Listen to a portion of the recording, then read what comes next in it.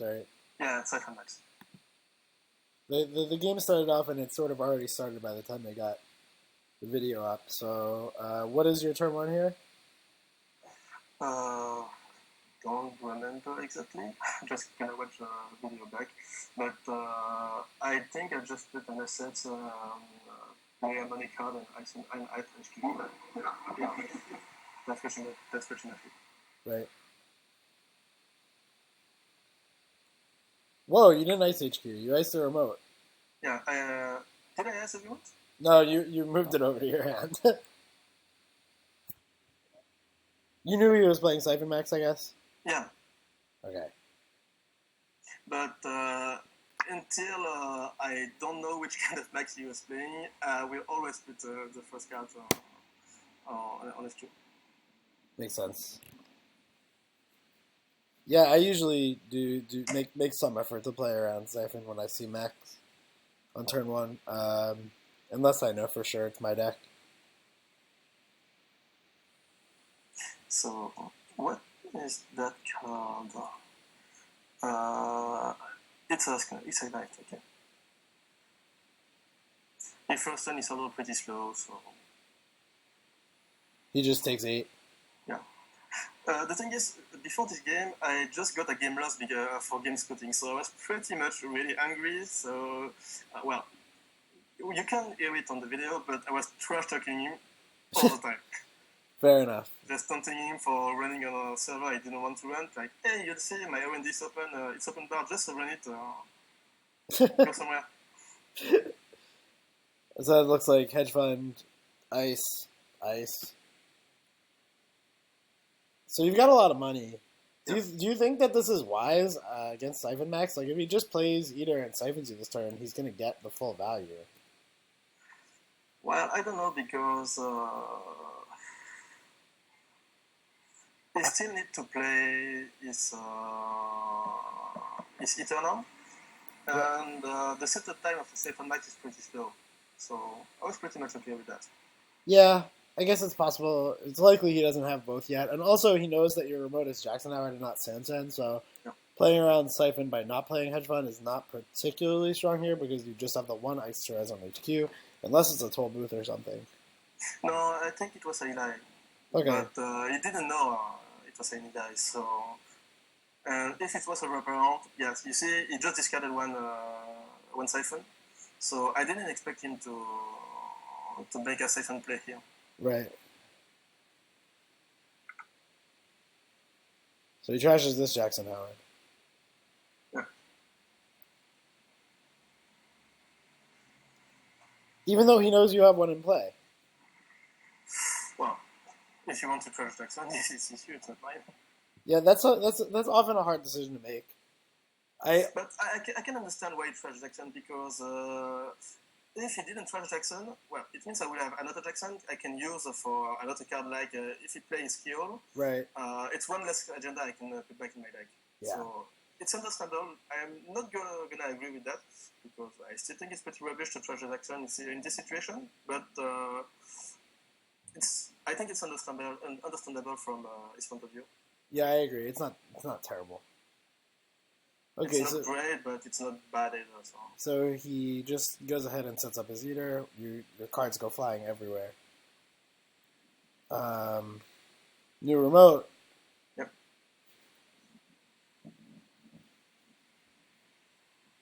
Draw some card. Yeah. What are you looking for here against Eater Maxx? The card in my new remote is a Sansan. So right now I just need to find another ice to put either on HQ or on R&D. So I don't have to lose one credit if he's Siphon. Right. Well, with Eli, I just don't want to give him any kind of credit. So yeah. Just put an ice on HQ. Right. Yeah. And now he will Siphon me. Oh, really? He goes for it here? Yeah, he will go for it. Yeah, that's not good. Just draw a single thing, we play the single thing, and try to Siphon it. Yeah, with a new remote, 9 credits, 2 ice on HQ, it's very, very overwhelmingly likely that you're going to be able to keep him from gaining money. Oh no, he just trashed Jackson. Never mind. Oh, you let him trash this one as well? You don't use Yeah. it? Yeah, I mean, when you're playing against like these aggro siphon runners, it's often good to, even though Jackson Howard is good and you can recur the other Jackson Howard and some economy cards, denying them money is usually the way that you end up winning these games. Yeah, that was what I was thinking at times. So just let him pay money to trash a card what doesn't really advance my own game plan. Right. So he ret runs, gets his fem. Oh no, he's going straight for keyhole. Yeah. Well, I guess with 2 Jacksons down, this makes some good sense. Yep. You could just keyhole, click through Eli, do that a few turns, and Yeah. that might be good enough to win. That's why right now I'm just gonna put another ice on. You're lying to me. It's a fucking daily business show. Okay, I'm confused now. Yeah. You find a sweep. You lay another ice on R&D. You just want to... So, despite the fact that you're playing, like, a very fast deck, Astrobiotics, like, at pretty much every corp, when you face down these siphon spam runners, you play the control role. You just want to lock down your centrals. Keep them... Get in a position where they can't get any money off of you with siphon. And then... I think he played in total of 3 siphon during this game. And he only managed to get 6 credit on his 3 siphon. Yeah, it's just not enough. So he just plays the same old thing and takes 3, getting ready to siphon next turn. But now, with DBS, we're probably going to find a Sansan sooner or later. I think I found the Sansan. I'm going to put it on my remote and get 1 credit. So, yeah. Remote, I saw the remote, and now I'm gonna put a Sansan and get 1 credit back, so I can rest both Eli and Sansan. Right.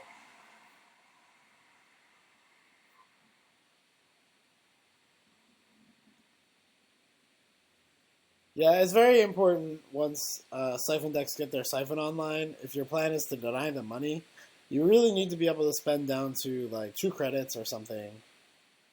Even better is 1 sometimes, depending on how poor they actually are.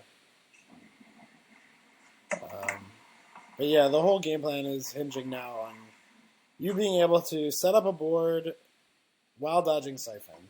And then once you've dodged siphon, once or twice, you have enough of a board set up that it becomes difficult for the runner to deal with your board and also try and get points and siphon you. Yeah. Now he tried to siphon me. And it's first to pick. Right. I'm gonna raise the Eli here. Just the Eli. Yeah. Do you remember what's in front of you? Yeah, in front is a toll boost. I could have just raised the toll boost and stay at 1 credit, but if I do that, my sensor wouldn't be raised. So I would rather let him. Well, even if you don't want to pay credit for the Eli and click through, I'm still okay with that because I will still have raised the Sansan, and by raising the Sansan, yeah. Yeah, I don't think you would have to trash it. I don't think I like this play. Why? Well, if you res full booth instead of Sansan here, and he's not going to break the toll booth. He's just going to lose his 3 credits, right? Yeah. He'll have 4 credits, and you won't have Sansan res. As opposed to now, where he's going to go and trash the Sansan, presumably, right? No, but because he clicked it through the Eli instead of using his. Right, so he doesn't have a click to trash the Sansan. Yeah. Yeah. I think I still would have rest full booth, but. Now I'm gonna tell you why I didn't get a toll booth. Because I was at 1 credit. I was at 0 credit. On the first click I will have get 1 credit to be able to play a sweep trick. And I'm gonna play sweep tricks and H1 right after. So after that I will be a 9 credit. Okay, that makes sense.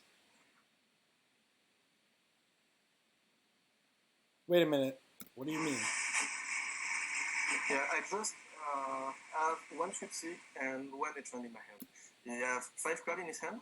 So by going to 0 credit and have my Sansan res, it means I will be at 9 credit at the start of his turn, a Sansan on the board, and protected Sansan with because I play nice on it. Right. I don't know, but I will be back in the game, and he still didn't have done anything with this. Yeah. Okay, yeah. This makes sense. The fact that he had to click through the Eli makes it better because the Eli forcing him to double click is functionally similar to making him lose 3 off Tollbooth. Yep.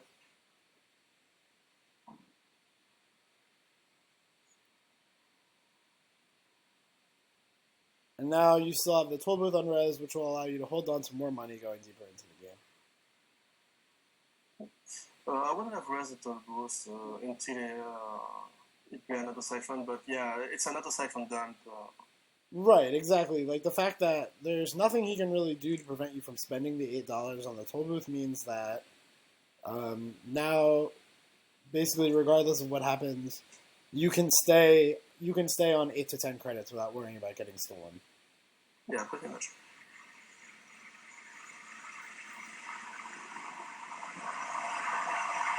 What the fuck is that noise? So yeah, I didn't hear what you said. What is the noise? Oh, just my girlfriend making some smoothie with a new blender. Oh, right. It's National Blender Day. Yeah.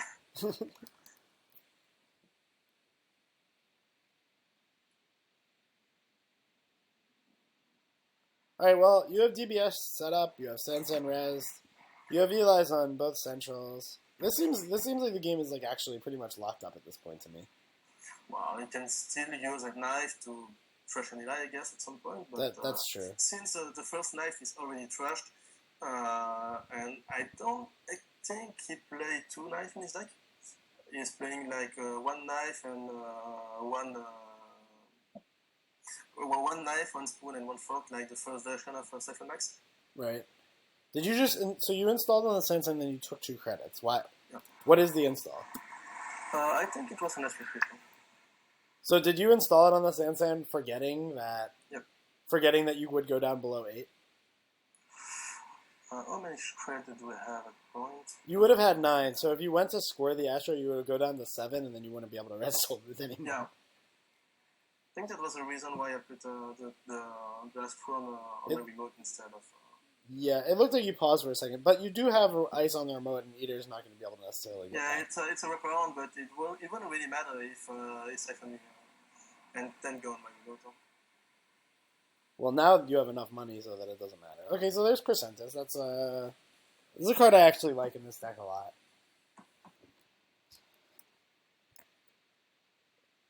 You just need a way in these like aggro decks to set the court back, because you can't necessarily just win outright early. You have to. Yeah. Okay. So yeah, you have the Tollbooth ready. So he goes down, loses 3, and probably just calls the round a day, right? No. He still go through. Really? And still my 3 credits. Yeah, I don't know if I like that. I guess he's going to be able to Crescentus the Tollbooth, so that makes sense. Yeah. So that's going to cost him, 7. But then, by doing so, since he used a single thing to run his Siphon, it means he can't run my remote anymore this turn. So the next one, I'm just gonna get repeat back. Yeah. Just kill it a day because it doesn't really matter. The ice on my remote is a wraparound, and so until he plays Corridor, I'm pretty much safe. Or Fem. Yeah. I'm not certain if he plays Fem in his deck. Yeah, he does. So. There's one in the discard right now.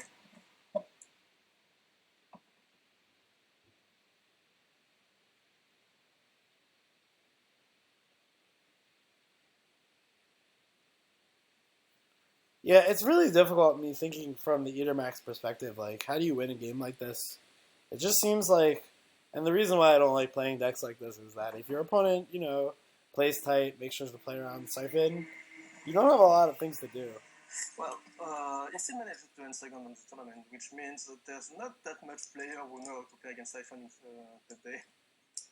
Yeah, no, this is certainly true. It probably will serve you well up until the elimination rounds. In general, I mean, obviously, you might play against somebody who's great in the Swiss and somebody who's not so great in the eliminations, but... Yeah, he said during the Swiss, Maxx was the MVP for the entire Swiss, And on the elimination phase, it was mostly his core deck who carried into the final because nobody know how to play against his weird biotech deck. Which deck was he playing? A biotech with a cerebral evaporator, snare, and a lot of king card. Okay. Alright, so pop-up window is phenomenal here. This is just making you money. This is a dangerous thing to do sometimes, is to have a pop-up on the outside of a server against a Siphon deck, because they can sometimes make use of it to give you money to take, but that's not that great here. That was more important against Criminal. Like, I remember back in the day playing Andy frequently against MBM because they're so good at spending their money, is I would do something like, if they have pop-up window on... Yeah, you would try time to pop up, then there was 5 to it, and now after that you siphon them. Yes, exactly. Especially because of Yogg. This deck isn't playing Yogg, but Yogg plus Desperado made it a lot better. Because it's like every time you run through the pop-up window, it's like you're clicking for 3 credits. Because you click for 1 credit for Desperado, and you click for 2 credits by giving them 1 credit. Yeah. So I guess without Desperado Yogg, this is totally fine. You don't need to care about that sort of thing very much. But yeah, so he nailed an NAPD off of 1 keyhole run. But he's down to 4 credits, it looks like, so it's going to be difficult for him to come back, to race you with that keyhole. He can make one keyhole run per turn. And with live Sansan out, it's going to be very difficult to race Astrobiotic like that. Especially because your keyhole is 50-50 to miss. Yeah, since there's still no agenda scored at this point of the game, I think I had 1 or 2 agenda in my hand. I knew it was pretty safe because since he was playing a hitter deck, you wouldn't really be able to access my HQ anyway. So. Right.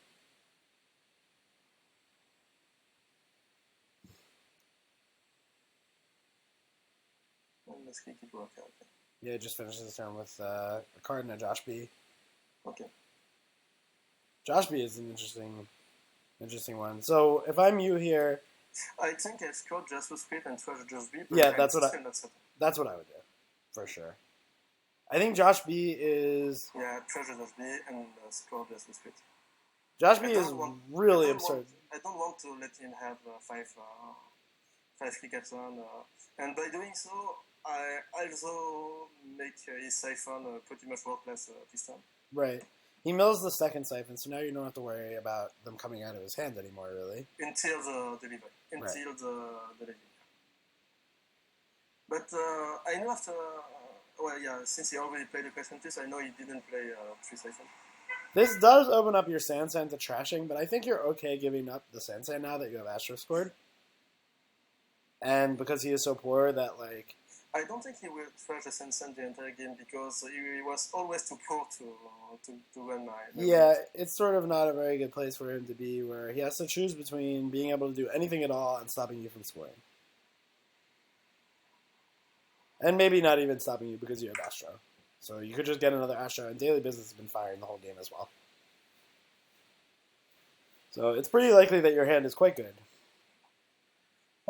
Yeah, I told him that now that I have 0 credit, he can run one of my remote and trash something. Because if he don't do that, well, I'm just going to write the Astro Strain, and I don't even need to use the Astro token to score on my Sansan. Right. Yeah, there are some situations where it's okay to leave up a Sansan and go for the race, but with him on 0 points and only NAPD in the discard, and you have DBS firing, it's going to be very difficult to race NEH like that. There are games, especially against HB, where they have Sansan Res in a remote server that's difficult to get into, and you're better off just running R&D a whole lot of times than locking them. But even with Keyhole now, he's not locking you, he's just, racing for points. That strategy works a lot better when you have, R&D interface. Where yeah.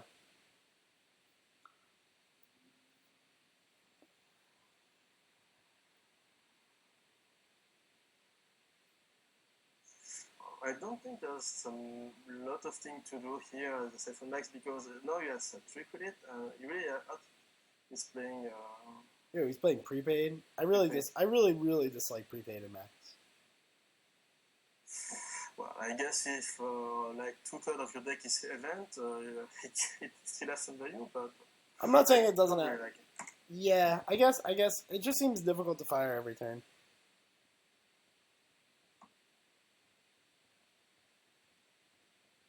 Yeah, no, I'm just gonna get some credit back. Kill it for a day.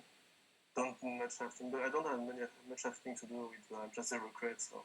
Yeah, I wouldn't take all 3 here. I think I would just take 2. I think I've taken 2 here, but I'm not certain. Let's see what I've done. Well, install a card, get 2 credits. Yeah, that makes sense.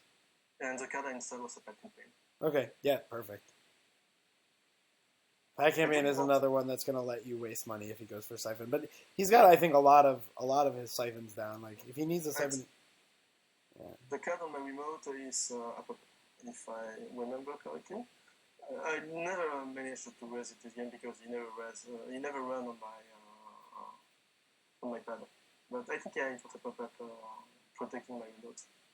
Yeah, on the pad and rub around on the sensor. Yeah, it's much better than putting pop-up somewhere else. You don't want to be paying 2 credits to install over one of the centrals. It's not very good on HQ.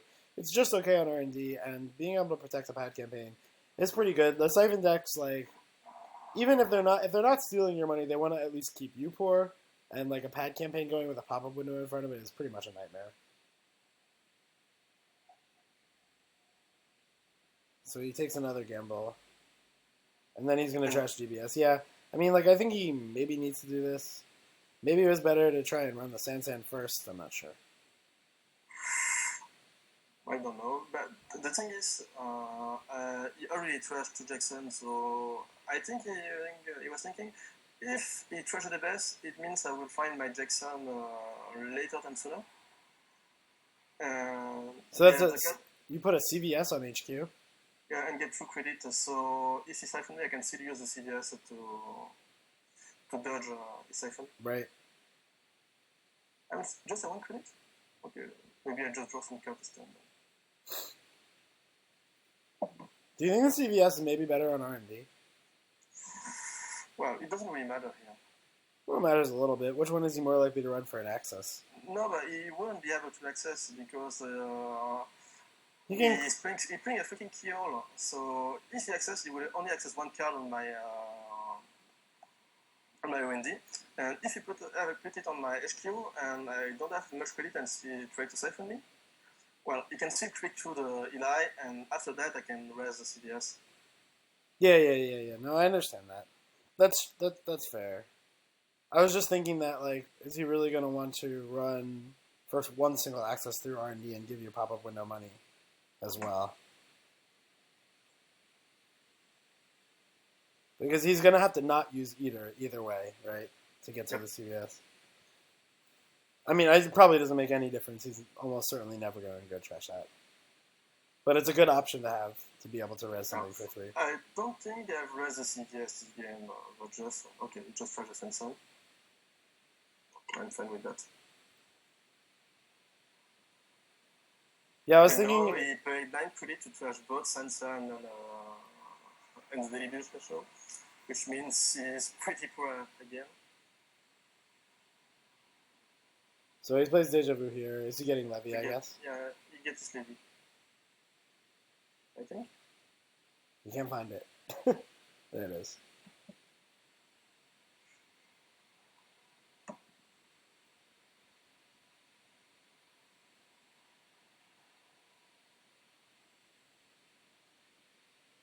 Yeah, his deck is getting small. He's burned through the siphons. And then he just takes 2 credits in anticipation of levying next turn off the prepaid.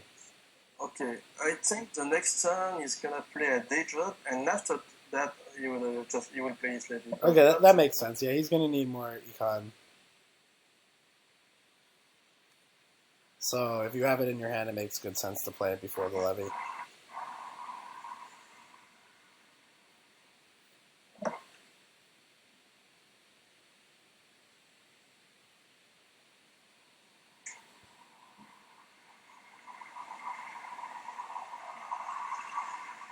You still have an iced archives, have you? No, I still have an ice at home. Yeah, camera's a little rough, but you have people who are just starting to watch. There's an Astro script scored and an NAPD in the discard along with 2 Jacksons.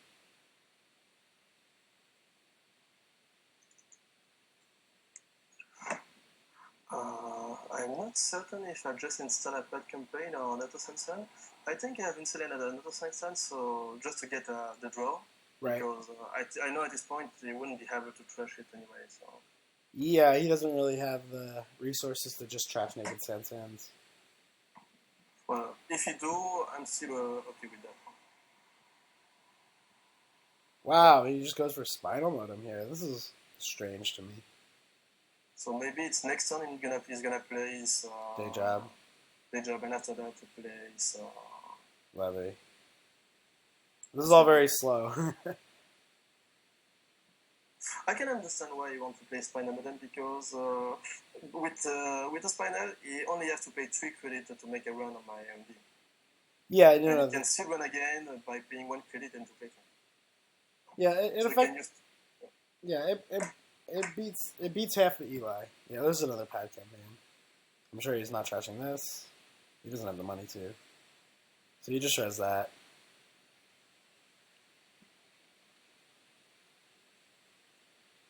Oh, and a hedge fund.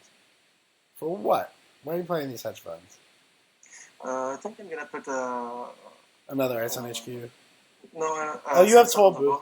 Yeah. Ice on the ball, and if you make a kill and a siphon run twister, I know you wouldn't play a siphon because 2 of his siphon was already used, and it doesn't have Samuel Singh and Deja Vu anymore in his deck. Right. So the only thing you can do here is play Day Job, and after that with the center.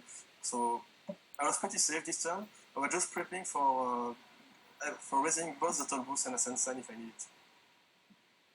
You mean Toll Booth and CVS? Yeah, no, Toll Boost and the Sensen because there's no Sensen. You don't have Sensen. There's no Sensen now, but I will throw one pretty fast after that. Okay. So right now I would have enough credit to raise both CVS and the Toll Boost if I need it. And since I'm gonna get 2 more credits with the pad campaign, I will have enough credit to raise Sensen now as well. To raise Sensen, yeah. Okay. Well, you just score breaking news with the credits that you gain off the pad campaigns, which is great. You're advancing your win while he's dirtling.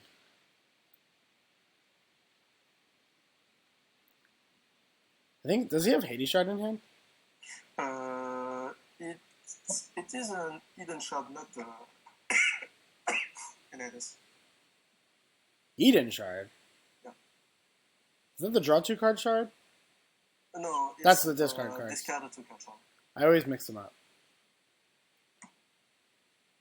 I thought that was... No, Utopia Shard. Utopia is the one. Yeah. To discard and then it's a draw 2, yeah.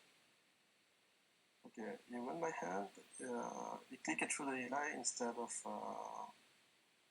Oh, he paid for the Eli. Yeah, to get the Utopia. Right. And now I think he made a mistake because he played the Levy before trashing his Utopia, which doesn't make sense. He could have just trashed Utopia and right after that use the Levy. It would have done exactly the same thing. But you get to reshuffle your Utopia Shard. Yeah. Well, I don't know. You have an Astro token and you have... Yeah, I have Fast Track, so I guess it makes sense to... Yeah, do you even want to redraw this shard? I don't think you do.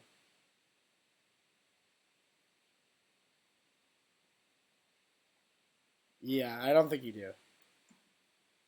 But it is an important thing to think about. Like, when you play Levy, is there anything that you would like to redraw? Like, maybe you want to use a clone chip or whatever, just to... But yeah, in this case, I think it's unlikely that you're going to be holding on for 2 agendas, like, very many more turns into the game. You're going to start scoring them as soon as you draw them. I think at this point I have 1 agenda in my hand, but I didn't want to use it, I didn't want to score it without a Sansan or Biotic. Right.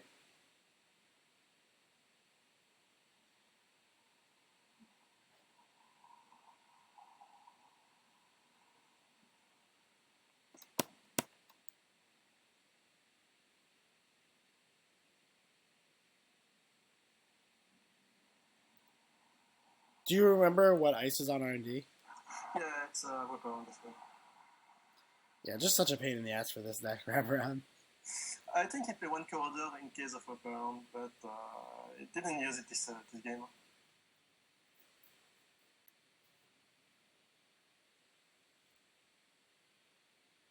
So how many credits do I have? It looks like you have 11. 12 now. 12, yeah. Ice Pad campaign, play a Sansan. 12 credits. Maybe a little bit more, I think. I think it's a 3 credit on the outside. No, I don't know. No, you have 12.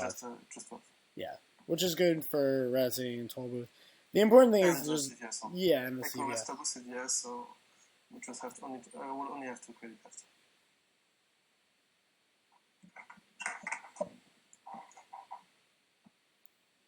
Yeah, this is why I like he played Utopia Shard last turn. This is pretty much Utopia Shard for 2 accesses, straight up. If he's willing to do that, he might be willing to click in for 1 access and trash the CVS, which is why I would have rather put it on R&D, but it's pretty minor. Yeah. So now I guess his plan A is going to be to just keyhole race you on R&D, but you're going to score, I guess, another Astro or a Beal here off the Sansan. I think it was NEH, but I'm not certain. Just okay.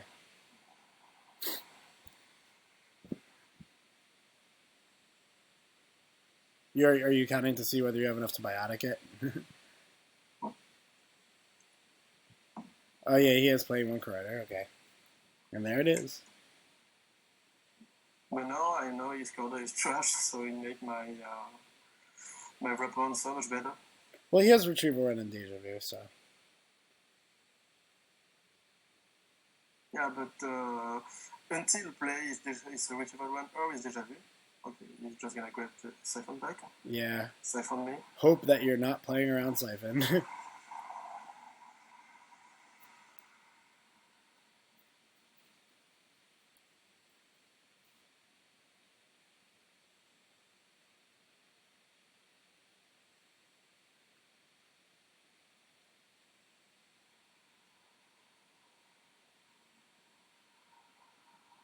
D-Rez is told booth yet again. Gets into the Eli. No, does he pay 4? Or does he click it? I think he paid 4. Yeah, he's paying 4. And you have 6 credits, so you have just enough for Sansan. Yep. So now you can either treasure Sansan or go steal the NAPD.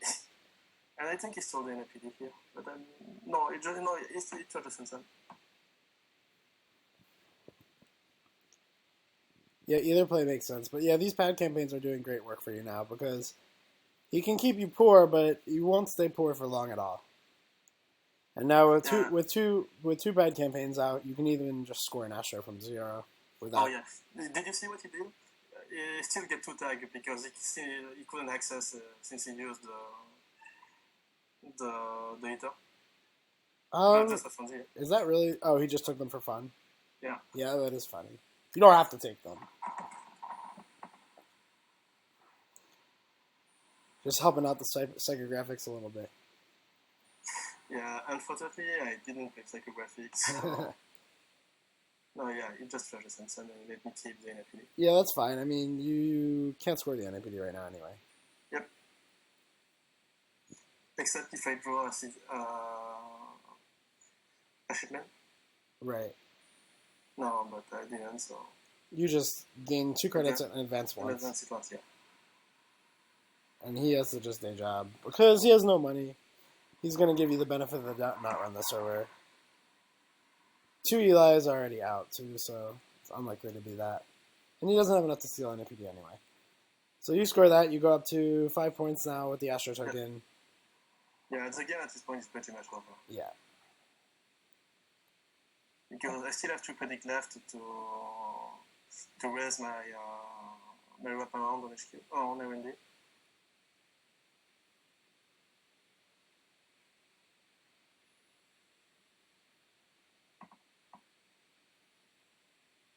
Yeah, and he's on 0 points. There's still an NAPD in the bin, but this the race is pretty hopeless.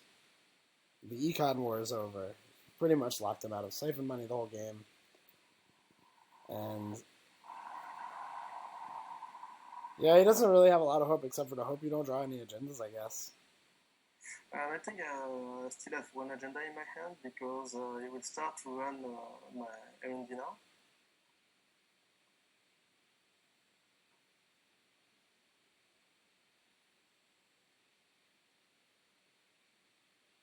Maybe the good play here will be just siphon it and trash the pet campaign, I don't know. Yeah, they play a key turn and should be pretty much over after that.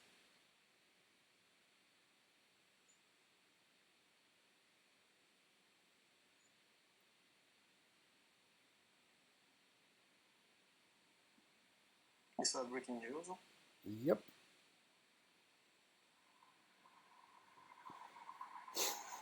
So, this is a pretty good instructive game about how to play around siphon decks. If you're like a new player watching this, you probably will see a lot of plays that don't make any sense, like putting stuff CVS on HQ and like repeatedly doing like these weird things. Like you just want to be on exactly the right amount of credits every turn, so that way the runner can't siphon you for money. It's okay. It's okay if you're poor as long as you can keep them also poor. Because most siphon decks, after spending all the influence that they have on siphon, if they're splashing it, or just being a criminal, like their economy isn't phenomenal. Yeah, so did you see it just flash the bad campaign, but it doesn't really matter. You have shipment, yeah. Yeah, that's another good delaying move. If you're in like a situation against a fast events deck, sometimes trashing something like a pad campaign or an Adonis campaign or something can buy you a whole extra turn at the end of the game because they will have just not enough to score, but in this case you have shipment from Sansan, so it doesn't make a difference. Good game. And congratulations on winning. Yeah, thank you. Well, as I said, this game was pretty instructive. Yeah, as you said, this game was pretty instructive. Maybe... Well. Yeah, and for those of you, if you're watching this game, if you want some more info about playing around Siphon, Willing Done made a good video about it as well. Okay. That's good to know. Yeah. I really like this channel. I mean, playing on Scorcher, playing against Replicating Infection, he has like a lot of great intermediate strategy. His first video was playing against Account Siphon. Pretty much illustrates all the main points here. I would check out this YouTube channel if you're... I mean, it's really high quality videos, regardless of whether it's stuff that you already... He's also playing Doomtown, I guess. What's that? He's also playing Doomtown. Yeah, he's playing some Doomtown as well. But yeah, has stuff to res, blah, blah, blah, and then some illustrative examples of how to deal. Okay, the first video is playing against Siphon. Yeah, the first video is playing against Siphon. It was more useful like 1 year ago than now, but... yeah, I mean, Siphon is not nearly as common as it used to be. It used to be in like 80% of people's runner decks. Now it's in maybe like 20% of people's runner decks. But it's still a powerful card that you need to learn how to play around. And the fact that it's less common makes it so that new players who are just getting into the game now, or maybe a few months ago, might have more trouble than veteran players playing around Siphon, because people who have been playing for a long time, you know, we've had to deal with Siphon for basically forever, and playing around it was pretty much the only way you could play the Corp. You really didn't have a lot of options. You needed to be able to play around Siphon. You needed to know how to do it. Now when decks like Siphon Maxx come out of the woodworks and you happen to face them, it's very important to know how to play around Siphon. You might end up doing some weird things like, you know, holding onto your hedge funds for a long time, not resing an EVE campaign when it's fully protected just because you want to spend all your money. And all these things are really important. Siphon is an incredibly game-warping card. So being able to choke the runner's economy out rather than letting them choke yours out is really important. The thing is, a lot of common Siphon deck right now don't play resource